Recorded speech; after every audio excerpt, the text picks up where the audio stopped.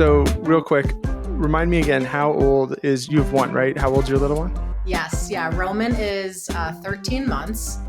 Can't believe I'm at the stage of life where I'm doing like, oh, he's this many months. But yeah, he turned one in November. Do you probably remember, like, feel like 2 weeks ago he was 2 months, right? Yeah. That's got really, that feeling. like that first birthday passing was like the biggest time warp I've ever experienced. Yeah, it's funny because, like, they say like the days are long and the years are short. That's like very, very true. You're like, when am I going to get some sleep? And then next thing you know, they're like passing their first birthday. Yeah, 100%. And I feel like that is such a like cliche mantra for a reason. And even still, like I remember my husband and I would, at the end of basically every night, we would say like, wow, like Roman is like the best. Like he's so good. Like time is going to go by fast. Like we have to like sit here and like cherish it. And we even have like we've been doing for, I think like 5 years or so, we do like a gratitude jar where like every Sunday we like write something down that like we're grateful for. And at like New Year's Eve every year, this is like our tradition. Like we dump them out, like myself and Jay, my husband, we each write one. We don't read them aloud, but at the end of the year, we like read everything of like, here's everything that we're grateful for. And we're like, wow, like even amongst like the really shitty periods, sorry, I don't know if I'm allowed to. Oh no, this is totally, you can drop whatever lettered bombs you want on this podcast. This is for parents, okay? Yeah. So we lost all of our patients a long time ago. But yeah, like the being able to just like zoom out and have perspective of like, there are some shitty periods, things are like not so great, but to remember at the end of the year, like we had all of these like amazing moments and reasons to be grateful. Like it's one of my absolute like favorite things that we've started. Where'd you come up with that? I feel like that's like a great idea. They should have that in like a parenting handbook when you leave the hospital. They should be like, okay, every night write down something, and then at the end of the year, where'd that come from? I don't know. I think I just like I said, it was like 5 years ago, so it was like well before like we were even we knew we were having a baby. And I think I don't think there was like any particular like thing that set it off or like trigger, but one day I was just kind of like, I don't know, like when you step back and you're like in a particularly a good part of your life and you're like, wow, like I have a really good job, a really great relationship, like a really great group of friends, whatever it is. And you're like, in this moment, things are really, really good. And I feel like we don't really pause enough to take stock of that. And in times like when things are not so good, we're like, wow, like everything sucks. And like, this is hard. And like, why me and why this? And I'm like, I want to be more aware and like conscious of taking stock of those moments where things are good, because they're never going to last. And you're always going to get into those periods of like down. But then it's also remembering that like, that's not always going to last and you are going to come back up. And so I don't know, I found that it really gave me a lot of perspective. And so same thing, like it obviously carried through and applied to parenthood as well. I love that. I feel like that's, so I feel like I do a much less organized, it's not the same version of that, but it is same intention probably behind it. So every so often, like, I'll be hanging out with the kids and they'll do something really cute, or they'll just be like playing super nicely together or something like that. And I'll be like, I need to take out my phone right now and just capture like 45 to 60 seconds of this moment. Cause like even like a photo, obviously they're kids, they're super cute and you're going to be like, wow, those cute kids. But I feel like I'm going to forget what they were like, you know, I'll know the pictures will help me remind me what they look, how cute they were or whatever, but I'll forget what they were like. And like all these little isms and weird quirks about them. Like my son couldn't pronounce the word pumpkin at Halloween. So he'd just go around saying pumpkin. I'm like, whoa, I need that on camera. Cause I bet when he's 25, I'm going to be like, do you remember when you looked like this? Yeah, exactly. And a photo can never capture. I mean, talk about like audio too. Like a photo can never capture that. Never mind the little nuances. You have 2, right? 3 now. 3. We're like out of control.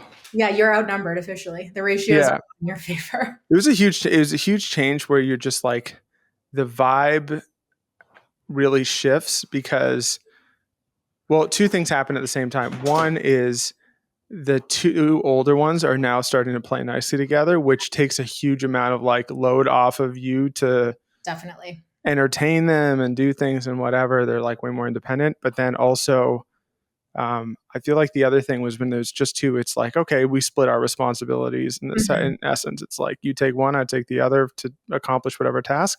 Now you have to think in like systems, right? Which is like, how are these, at some point we need to arrange for these kids to know it's time to like get ready for bed. Mhm. And they're going to have some sort of traditions, standards, incentives, I don't know what, but Yeah. they got to figure it out Routines and because rituals. totally. So anyway, that was one of the weird changes still working through right now. Yeah, I bet. But to your point around like capturing those moments, I felt the exact same way. And I remember, I think it was probably seeing a TikTok, and it was like, when your baby is born, make sure you have live photos turned on. I don't know if you're Mm, an iOS or an Android person, but yeah. that was some of also like the best advice, because we look back on those live photos and like the extra 2 seconds before and 2 seconds after, it gives Yeah, so where the much. smile is created, right? Yes. Not just like there, but it's created. That's like Yeah. crazy. Yeah. Hello, cat. This is this is Yep. what it is. Yeah. This is Get going. contributing to the casual essence. Yeah. Well, that's super cool. So, one of the things that I feel like, you know, because you're back at work already, right? What was that process like for you? How long did you take? Yeah. I took 5 months, or yeah, I basically, yeah, had 5 full months. I work for Glassdoor, and Glassdoor has a pretty good like parental leave I policy. feel like that checks out. Yeah. That's the way it's supposed to be if you work at Glassdoor. Yes, exactly. Yeah, that's one of the good things about working at Glassdoor, amongst like many, I have to say. Can I You interrupt you kind of for a like have sec? to walk the walk. Yeah. What are the reviews for Glassdoor like on Glassdoor? I genuinely like, I'm sure I looked at one point, but I haven't looked I haven't looked to be able to say what they are. Okay. It's Because funny. that's probably a good sign if nobody's bothering to check. That probably means it's going okay. Yeah, yeah. Well, I mean, Glassdoor, this immediately feels like sponsored content, but Glassdoor also has like a part of the product that's more like community focused, and like we have these like areas called like company bowls where you can like talk anonymously with everyone in your company. And so that's more where like I check to get a pulse on. Yeah. So producer Maggie just did a live check. You guys have 4.2 out of 5-star rating on Okay, Glassdoor. So, that's good. oh, with 1.2K reviews. Okay. That's pretty good. Yeah, that's pretty good. If you look That's at, pretty that's good. high volume, anything over, I would Good say anything signal. over fours is a good thing. Yeah. Okay. Good. I mean, you would know. So that's good. Yeah, yeah. Um, what was your mom journey like? Like, you know, obviously that's, at a high level, like, how did it feel? What happened for you? What were your milestones? Yeah. You mean like like during pregnancy, Whatever sticks out in your mind yeah. answering that question. I mean, I feel like with any like first mom, like pregnancy, like everything was new. And I felt nauseous for a long time. Like everyone was like, oh yeah, the morning sickness. And then you learn that morning sickness is not just the morning. And in often cases, it's like the night. And then in my case, it was the moment I woke up until like the moment I went to sleep. And anyway, like I think in relatively speaking, I certainly did not have like the worst of pregnancies, but it also wasn't a breeze. Like some people say like, oh, I loved being pregnant and I felt great and whatever. Like I did not. Like I No. absolutely didn't.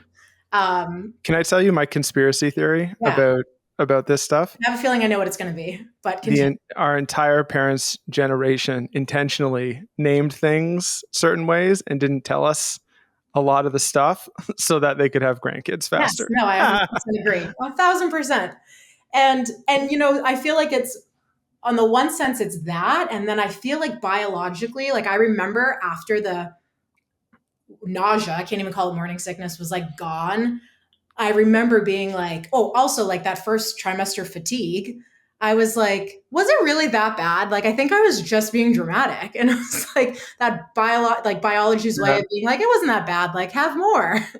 But yeah, it was like working remotely, I remember waking up and being like, I have no idea how anyone does this and goes into work 5 days a week. It was just like that level of like Yep. peeling myself out of bed, like taking a shower, like, and I worked from home. And so I Yeah. really, circling back to like our gratitude that I mentioned like a few minutes ago, like I would say like, yeah, I feel like shit today. And, I'm just not in it mentally, physically, but like at least I do not have to like go into work, put on real pants, like whatever it is. I have that luxury. So that was a big And you were at Glassdoor the whole time? yes. Yeah. Yeah. Yeah, that's awesome. So I mean, um, yeah, like obviously I got to see a lot of this firsthand myself. Not that I went through it, but uh, the it really makes me think like, man, like the there's so much rigidity to at least the standard schedule and working cadence of maybe it's changing now. I don't know. Mhm. Where it's like, does it really have to be this way? Like, if you're feeling that bad between the hours of 6 a.m. and 10 a.m., is it so bad if you start your day at 10:30 a.m.? Yeah. And 100%. And that's something that I felt like, I mean, Glassdoor is a ever since I started, it's been a very remote first company. And actually, when I was on maternity leave, like we ended our final leases, corporate leases. And so now we're like fully remote, even though we've been Mm, operating like that essentially for the last couple of years.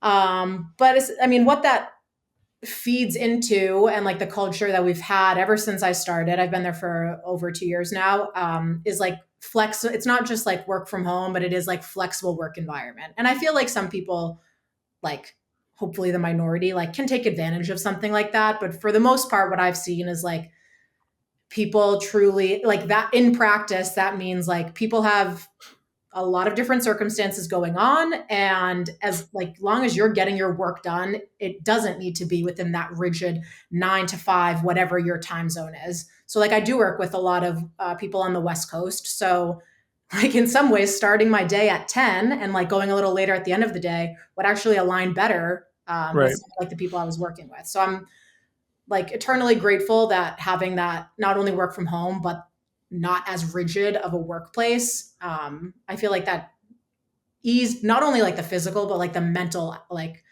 angst of being pregnant and like having to work full time. Yeah. The I wonder if that can be a new paradigm for working. Like, I definitely believe there's certain types of projects or certain times where it's important to be together in person and whatnot. But especially if you're a really good working relationship with the people you're working directly with, Mm-hmm. most of the time, I mean, we obviously, like me and Maggie, work together, we live together. That's a kind of a different story. But the people that we worked with on our team, we've been working with one for almost like 10 years intermittently, another one for coming up on half a decade now. And like, um, it's really easy to work remotely with those people and still get a lot done. Yeah. How long did you take for leave? 5 months. 5 months. And when did you start that? Like, was that because I didn't realize that some places you can decide when you start. You I can, know. like, I didn't learn.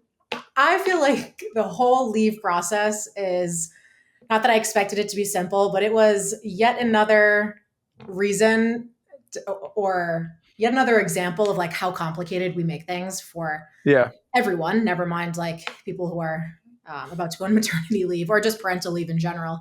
Um, but I'm sorry, what was like the original question you were saying? When did you start on leave? Well, Oh let yeah, me when let did me I start? preface I this basically from where like this.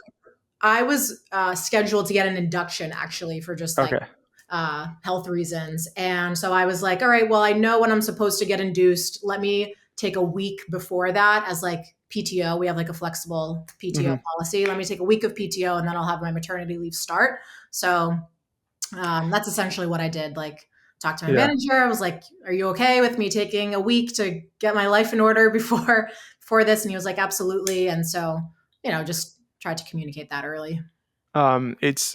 It's funny because it's also from what I've heard. Again, I'm thankfully I've had a number of these conversations now, so I'm starting to get a sense for this stuff. But it's kind of like how for like going to college, it's like, hey, 18 and 17-year-olds, you don't know anything, but Yeah.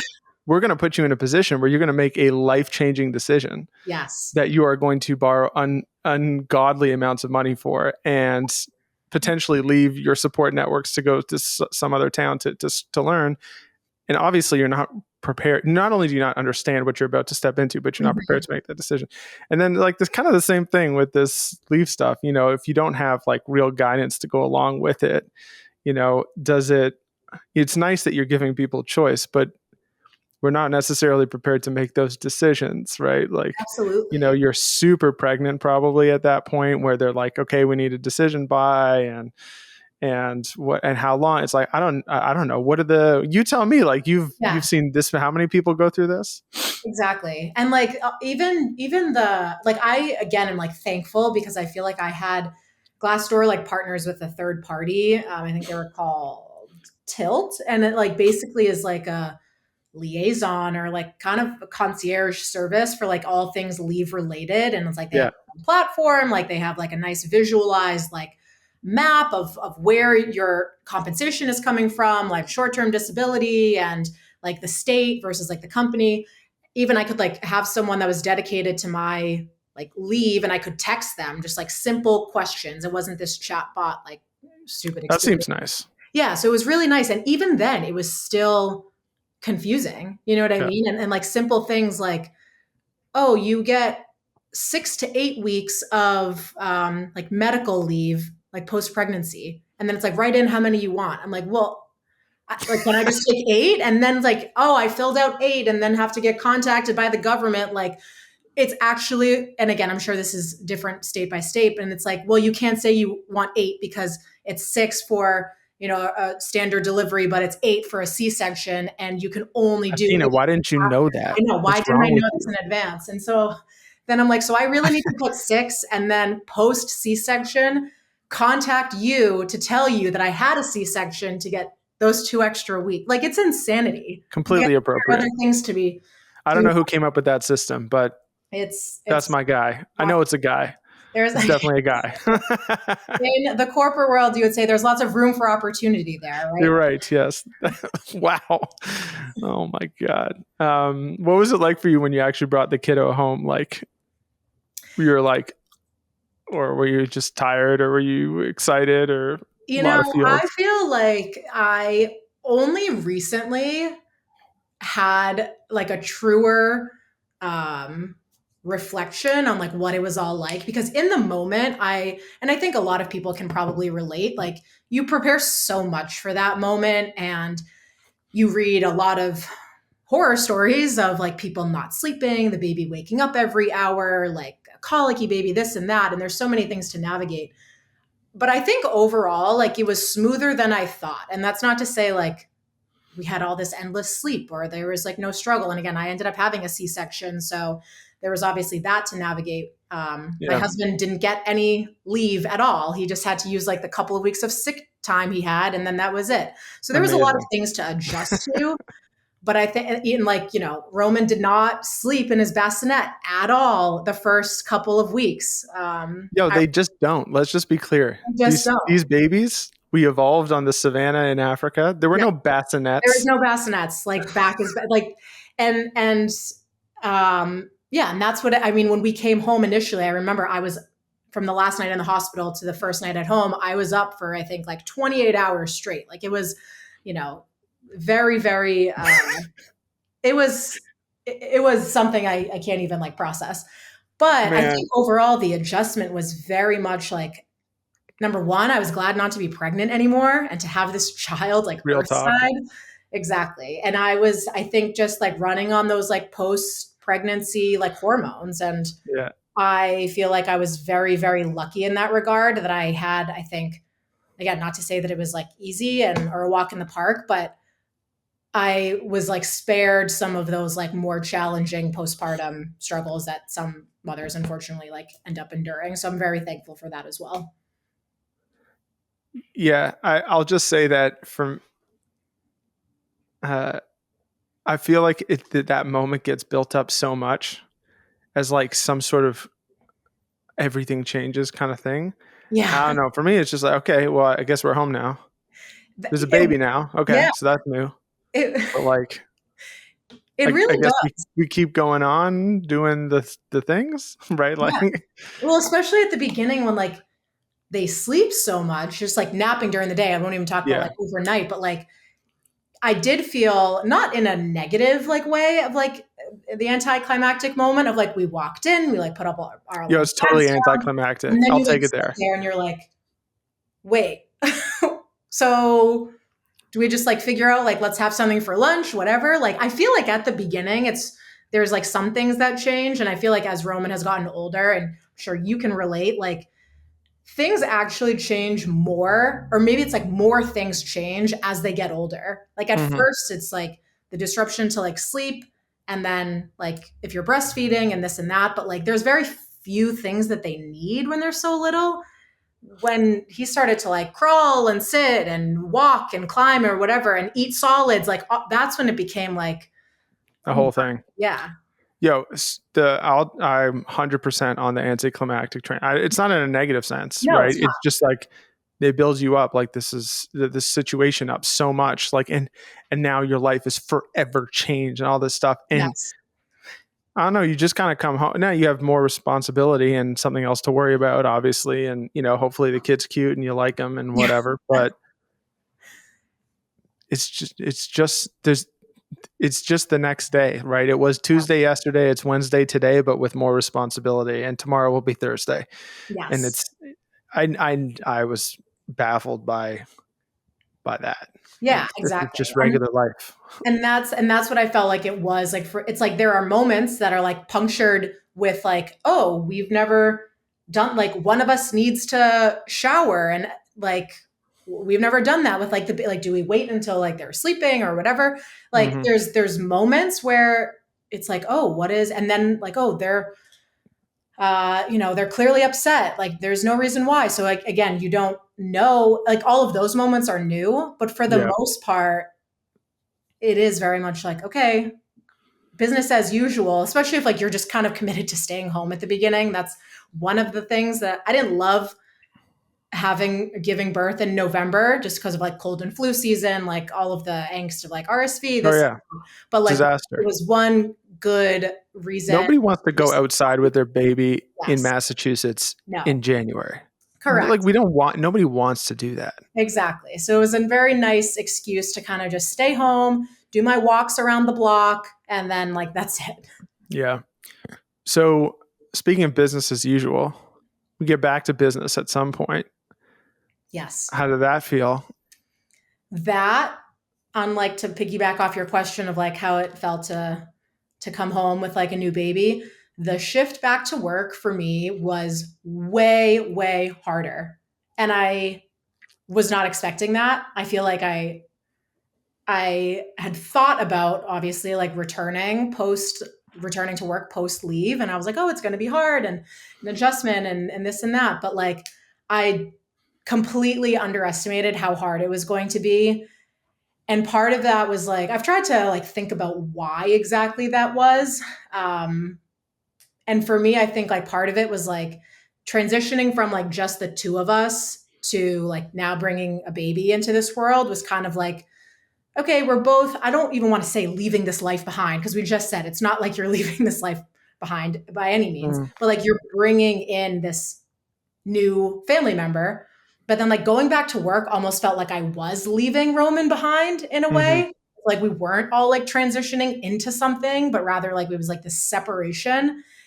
And I don't know how it is like for some people, but we tried like all of the childcare Hmm. routes. Like we tried family helping, and like my mother-in-law played like a big role in those like early days of back to work. We also did like part-time like in-home nanny.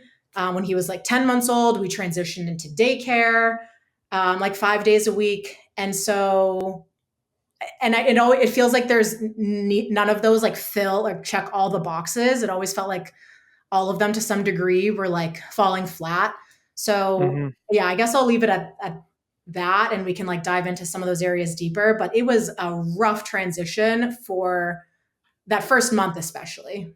Yeah. Well, I think that one of the themes that stands out to me, and I think it's especially true when it comes to like the childcare stuff and going back to work, is, up until this kind of moment, you can almost exist in this world of like, getting 10 out of 10 on all the things you do, right? And your career, your relationships, Mhm. your relationships with your family members, and having a social life and all those things. And then you start having to make some extremely, like, this is, I think, the moment where you really have to make very real trade-offs, Yeah. right? Nothing is going to be perfect, right? Mhm. You could just not go back to work, but then you don't have as much resources for your family, and maybe you get a lot of fulfillment from your career, and yada yada yada. And okay, well, then there's the option of a nanny. Well, then the kid's not going to have as much social interaction with peers, and that's one Mhm. option. And then the daycare, it's like going to be sick a lot more, and it might be more expensive. So Yeah, there you really just enter, and I think maybe for some people it's the first time where it's like you are just in trade-off city, exactly. and you have to navigate what is going to be the best fit, knowing nothing is going to be perfect. And that's exactly what you said at the end. Knowing that nothing's going to be perfect is so hard to accept, Yeah. especially as someone who is like, Are you more of a perfectionist I was type? going to Like say, trying, yeah. I don't know. I've tried to move away from perfectionist, but I would say like, Let's just say I'm you're like extremely hyper detail overachiever. oriented. Yeah, yeah, exactly. And like trying to do like 11 out of 10 in every Yeah. aspect. So I think that acceptance was like really hard. But it's like accepting that there is no perfect scenario. And then also from an emotional standpoint, accepting that like being upset by that was like okay. And like letting myself feel Yeah. those feelings was okay. I shouldn't have to like stifle them down or tell myself to like get over it. And I recently, probably in the last year or two, have been trying to take the approach more of like feel your feelings, like go through them rather than like trying to go around them and letting them fester and then they come out in, you know, Yeah. bizarre ways. So yeah, it's a lot. What did you settle on, and why? Like, is like the best option? Yeah, we settled on daycare, basically Big because ups to daycare. Big daycare fan over here in this household. yeah, yeah, and I totally get like depending on it's not one of those like binary things where like this one is always better than the other. But like in our circumstances, we, as far as family help, we only had the option, and I don't want to say only had, but like my mother in law was the only option for like family help. And Yeah. that meant basically going into traffic every day and coming back into traffic every day. So like it wasn't a close commute. And that was just killing me. Like it was so much. And even from like my husband's standpoint, that would mean that he was barely getting to see Roman in the day. Like I remember when I was going back to work and going to be doing this, I had to tell him like, "Hey, you realize like this isn't going to be there isn't going to be a lot of time in the day where you're going to be seeing Roman." And I will never like forget. I feel like it broke his heart and just like I don't think he like had thought about like, "Oh yeah, like he by the time you get home, by the time he has to go to bed, like it's 45 minutes." So I think after a while, it was just like making a almost cost benefit analysis of like, what is my time worth? What is our time with Roman worth? Yes, he's going to be like germ city and daycare, but also that's going to happen at whatever point he goes to school, whether it happens now, whether it happens in preschool, like it's going to happen. Hmm. He's going to get socializing skills. So I think it was like a number of factors. Definitely like driving proximity and like valuing our time, though, was like one of them. And I feel like, Massachusetts childcare is like the highest in the country. So like it's surely like not easy to make any financial decision when it comes to childcare. But like, again, trying to balance, okay, yes, this is going to be like full time childcare, daycare is going to be expensive, but also like he's not going to be in daycare forever and he's not going to be this little forever. So we'd Yeah. rather get to spend a little time with him in the morning and then at the end of the day rather than like schlepping him back and forth. And yeah. Yeah. I mean, that definitely resonates. And I reminds me of like a thing that happened in our family where last year we were doing learners events like all over the place. We Yeah, I were remember I everywhere. saw those. And especially the first half of this year. Mm-hmm. And there was like at 1 month where I was traveling like I think three weeks in a row or something like that, or 3 weeks in a month. And every time you leave, it's luckily I have a great relationship with the kids, especially the older one who's older, and she's like would have been four-ish at the time, Mm-hmm. and upset that you're leaving and whatever. And then by like the 11th, I want to say like the 11th or so trip, Maggie was like, "Hey, I just need you to know that I told like Aubrey that you were leaving." And this time she's like, "Oh, okay." And then like went back to playing or whatever. And before it was like, "This is a problem. It's just upset, yada yada." And it's like, do you want her to get used to be you Yeah. being gone all the time? You're Is like, like is kind this of the a good question. react? Am I happy with this reaction? Yeah, right. On the one hand, I'm glad she's not upset. On the other hand, is a kind of life family situation one where you want that to become like a regular thing that everybody just gets used to, is you being gone. And for me, the answer is like ideally no. Right? There's some times where you don't really have a choice and you have to do what you have to do, but insofar as you can plan around this stuff, I don't want my kids to have that reaction ever when I need to like go somewhere. That would be not ideal. Yeah. I mean, and props to you for having that reflection. I feel like more and more in like our generation, like dads are becoming, I know it's like such an old stereotype, but it's a stereotype for a reason, but like dads are becoming more involved and like aware of that impact. And I mean, Maggie is a superhero for being able No, to be no doubt. primary parent for that long. Like I did 2 weeks of travel and 2 weeks in a 3 week period of travel back in October. And it was when Roman had back to back ear infections. And I was on, Oof. it was like I don't even know like what day it was when, but I gave Jay a lot of credit for doing that. So Yeah. Yeah. I think, I don't know what it's a reflection, but I do think that most of the new dads that I know are in really intentionally trying to be yes. actively involved. And I Yeah. think that's a really good thing. I think parents, whether you're a mom or a dad, you bring in yourself to that family situation. You're going to be able to support your kids in different ways, mentor them in different ways. Yeah. So having two is great. But yeah, I think that was like a really interesting. Coming back to all the stuff around trade offs. Hmm. There's a lot of factors that you aren't even aware of that you care about until they're presented to you as like, hey, this is also a consideration and this is a Exactly. consideration. So you have to give yourself, like, I feel like, space to reflect and reorient around that. Yeah. No, 100%. It's a great point. Yeah. What would you say is like the biggest thing that now? I don't know if you're planning on having more kids and whatnot, but either for the next one um, or if you had to do it all again, the thing that you wish you knew or that you could have rearranged differently to make it better in some way. Hmm. That's a good question. Um, I almost feel like I do almost feel like I feel like the term normalize has become such a buzzword these days. It's like normalize this, normalize Yeah. that. But I think I do wish that I had more foresight to going back to work was going to be so hard mentally, physically, just being able to focus, being able to like feel like I'm successful, feeling like my like my presence was missed, but also not feeling like my absence just put a huge burden on my team.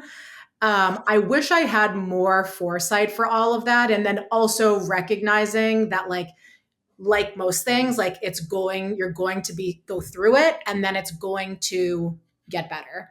And that's again, like, I feel like I really am circling back to this whole point of like reflecting on those moments of gratitude because I feel like that shift in perception of like acknowledging that like bad times are temporary, good times are temporary. It's all just same with like child development, like any sleep regressions, they're temporary. They feel like never ending in the moment, but like then they pass and you look back and you're like, okay, that was like 8 days of time. Like it really wasn't that much. So I just feel like if I had, and like hopefully like for the next one, like being more prepared, like mentally prepared that like, hey, this is gonna really suck, but like having a little bit of like a light at the end of the tunnel to look forward to, and also being more aware that like people at work were so much, and especially parents were so much more just, I guess accommodating than I had Hmm. thought. You know what I mean? There's some aspect of like you go back to work and it's like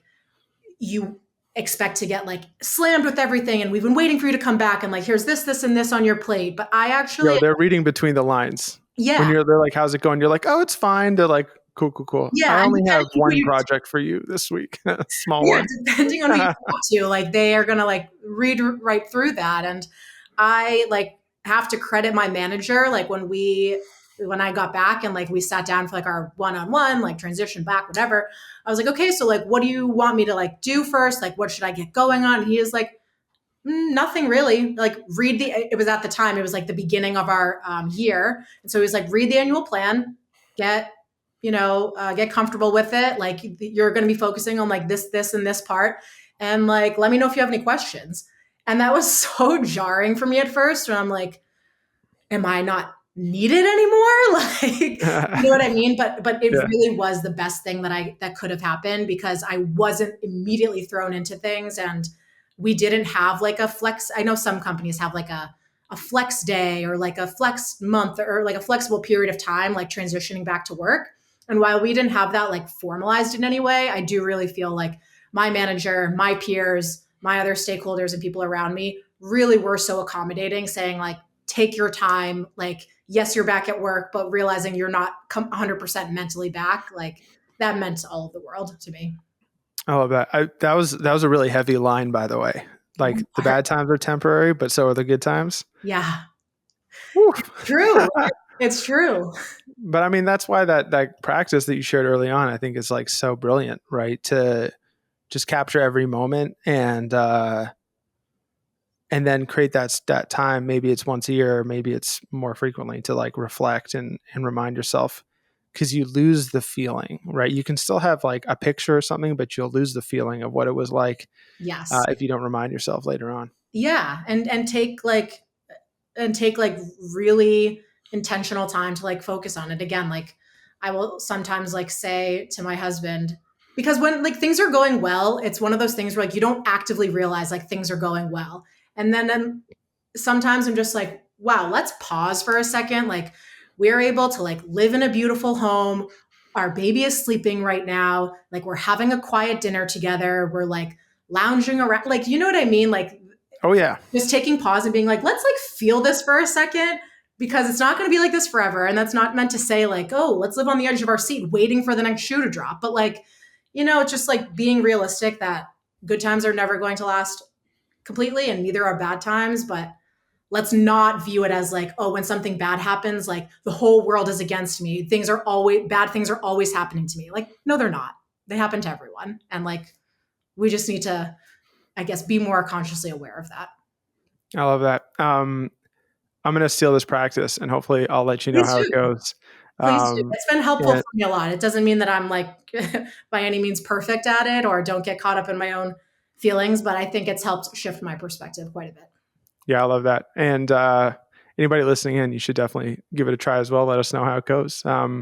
It's fun for But for New Year's Eve too. I've in your late teens, early 20s, New Year's Eve was like something way different than it is. But like in your yeah, 30s, you're like Chinese food. Let's read yeah. our like past year of gratitude. 0% chance we're making it to midnight. We will Yeah, be asleep by that point. There's no exactly.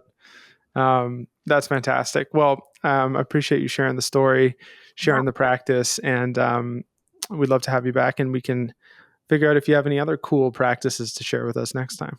Yeah, absolutely. Thanks for having me. This was really great. It was fun and casual and easy, and I'm sure it's kind of what you were hoping to That's share. exactly right. Guys, it's fine. It's fine to have kiddos and to figure it out and not to have all the answers. It And is. but if we share a little bit, but what the little bit we figured out, then maybe it'll be a little bit easier for everyone else. Exactly. Couldn't agree more. All right. Catch you soon. Thanks, Alec.